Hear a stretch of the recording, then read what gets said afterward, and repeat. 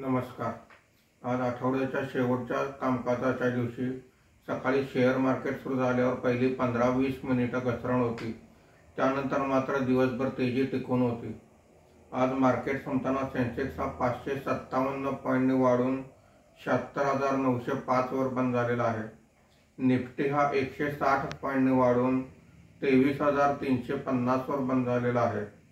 आजच्या कामकाजामध्ये BSE oil and gas index 2.25%, BSE utility index 2.11% वर आहे।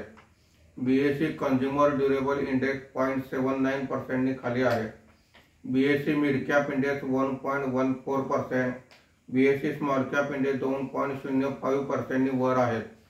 आजच्या कामकाजामध्ये निफ्टीमध्ये वाढलेले मुख्य शेअर्स पुढील प्रमाणे: SBI life insurance 3.21%, ONGC 2.90%, NTPC 2.79%, BPCL 2.77% अशी वाढ आहे।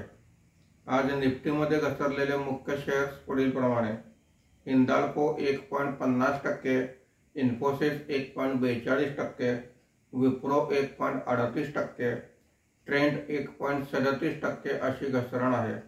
सलग दुसऱ्या दिवशी आज एफआयआयने 7,470 कोटी रुपयांची खरेदी केलेली आहे।